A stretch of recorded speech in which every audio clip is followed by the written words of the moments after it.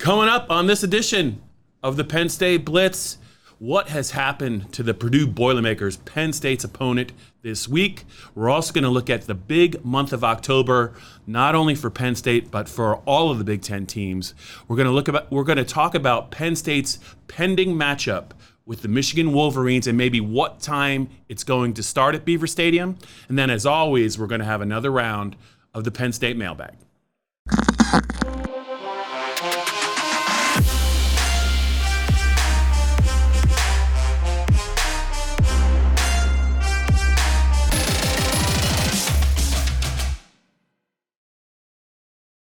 Okay, Greg, 4-0.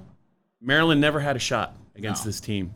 It was just almost over halfway through the game. Didn't even need Micah Parsons.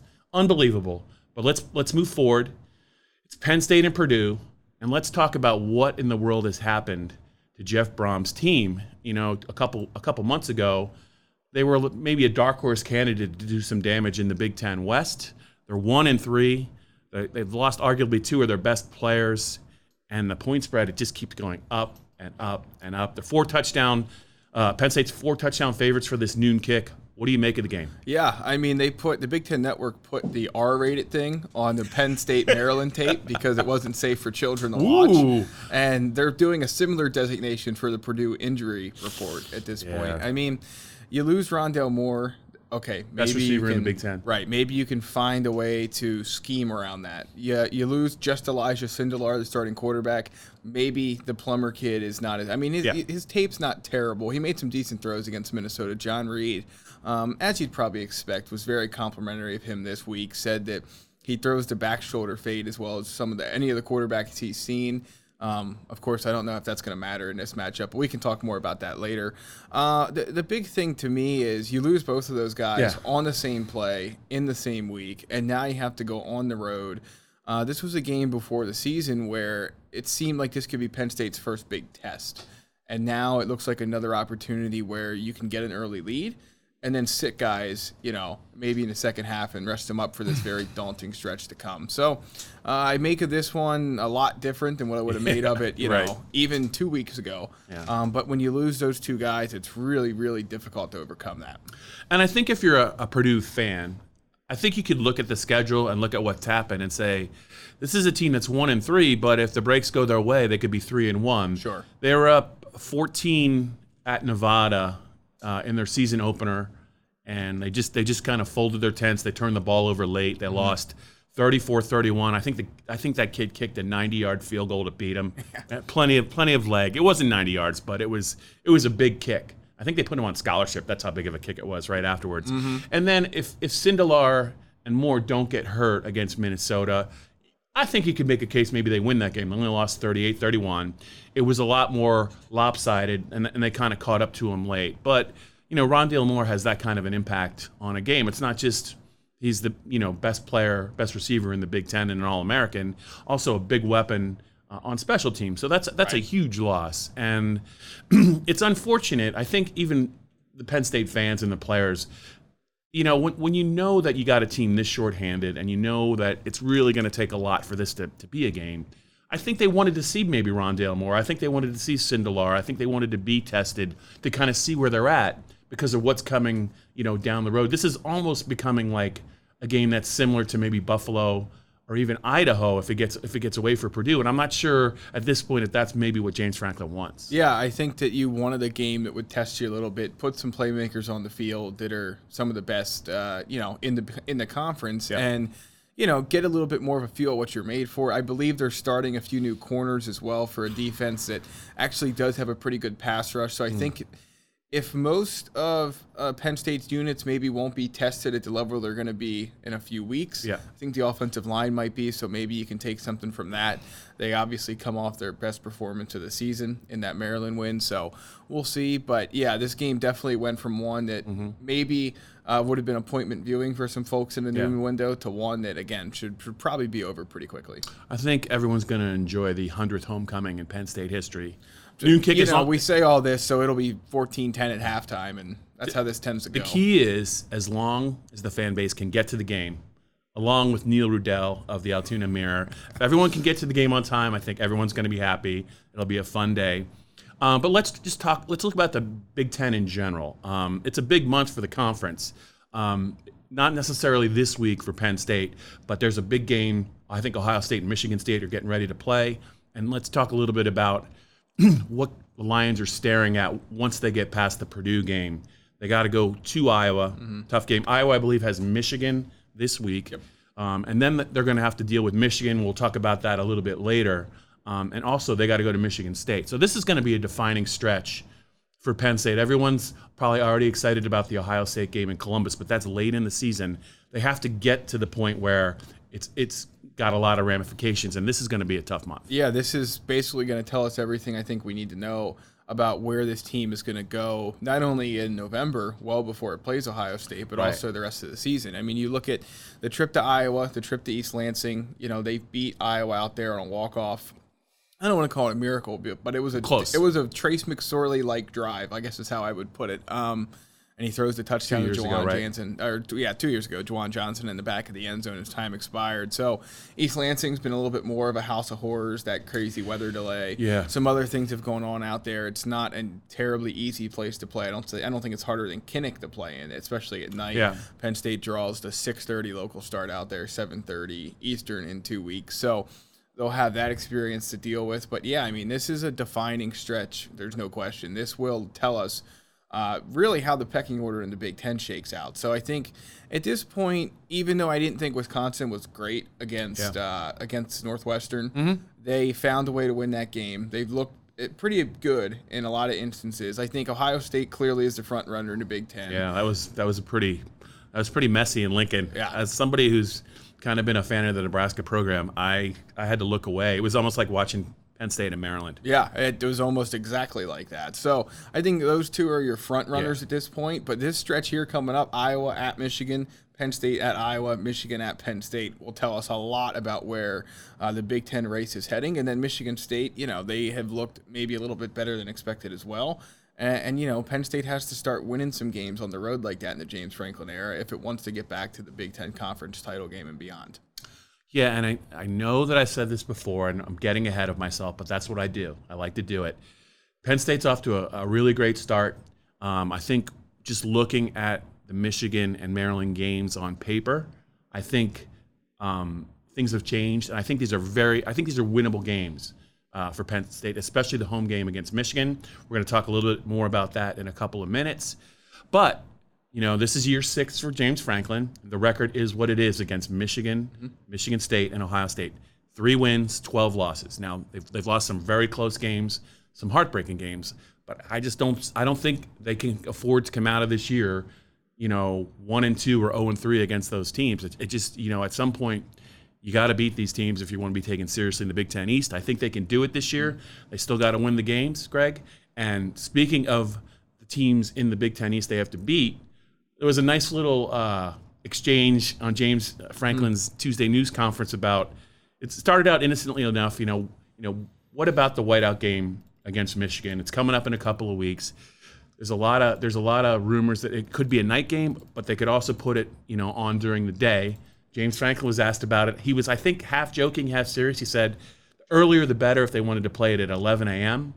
He'd be great with it, but I think he would also be very fine with a noon start. How do you see this maybe shaking out? Anything you can share with us about what it might be? Well, so we've heard the rumors now on social media and elsewhere for a better part of a month, I think, that Fox might take this game for its big game at noon that it's doing this year. It doesn't seem like the ratings for that have really taken off, though, so keep that in mind. That could always play a role, but they obviously also had Michigan getting toasted by help me out here, Wisconsin in the big game at noon a couple weeks ago.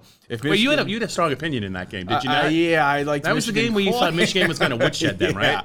Yeah, and that turned out to be incredibly incorrect. So, but if Michigan loses to Iowa this week, is Fox going to want that game? I don't know, and we don't know either if it's their pick to be first that particular week. So, I guess the long and short of it is this: if Penn State Michigan's going to be a night game, that has to be announced either the Sunday after the Penn State Purdue game or the Monday after. If it's going to be a noon or a 3:30 or a 4:30, they can wait to announce it until the Sunday after the Iowa game. So basically, if the noon fears are going to come true, you can really start to worry if nothing comes out by Tuesday of Iowa week.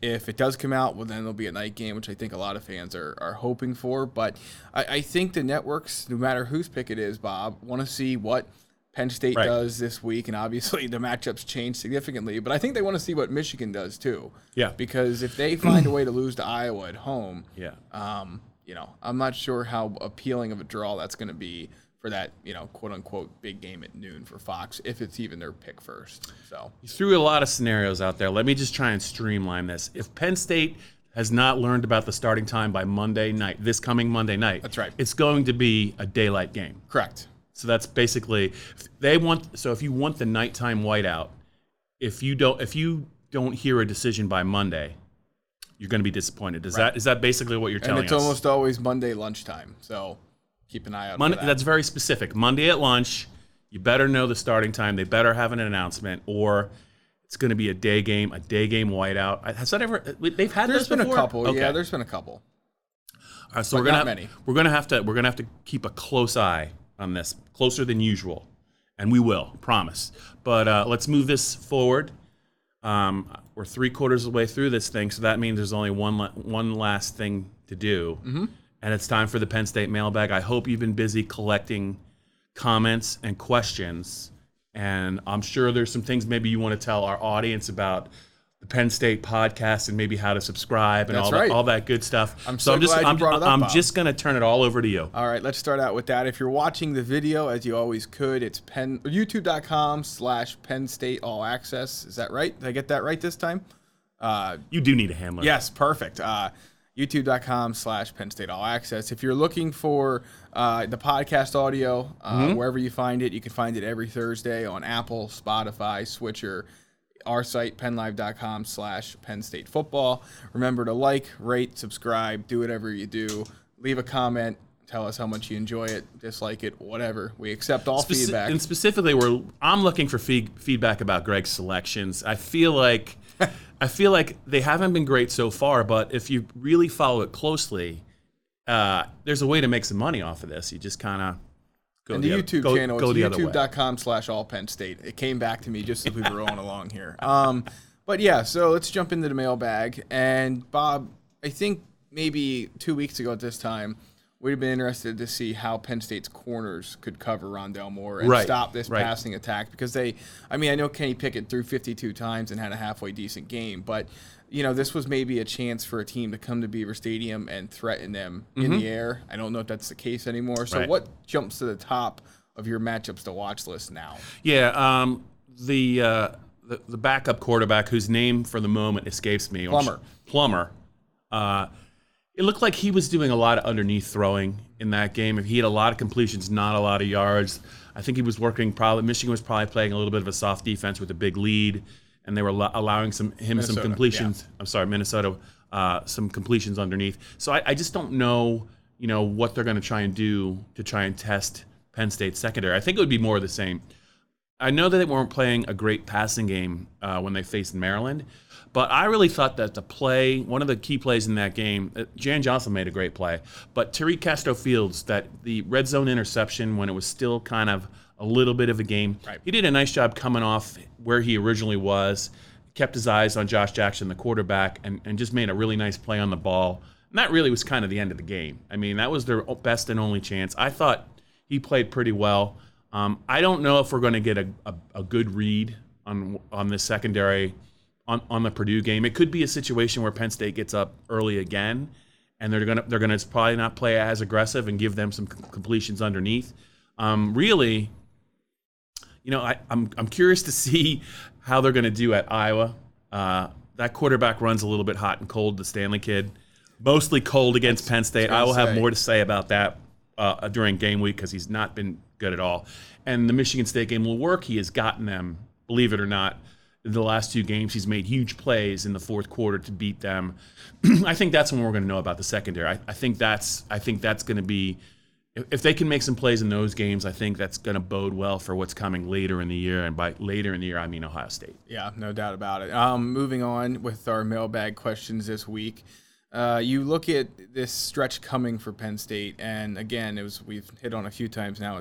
It's home with Purdue, at Iowa, versus Michigan, at Beaver Stadium, at Michigan State. Mm-hmm. Throw Purdue out, I think, at this point. Yeah. What's the game that should worry Penn State fans the most heading into this stretch? Yeah. In terms of not just where the game is, but style-wise after we've seen the first month of games and anything else?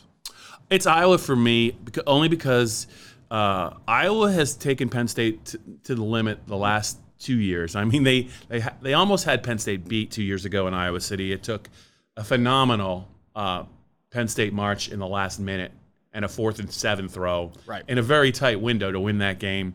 They had them in trouble last year at State College. I just think that one to me looks like it's going to be a problem. Iowa's pretty strong along the line of scrimmage. They have 2 very good offensive tackles. They have that pass rusher, AJ Epineza, I believe is his name, who is looking like a first-round pick, even more so than Yetur Gross-Matos. If the quarterback can make any plays, I think Penn State's it's going to be a 60-minute game. That to me is the game that probably is going to be a tough one. What's in Penn State's favor is I was going to have to come off a game against Michigan in Ann Arbor, and that's going to be a physical game, win or lose.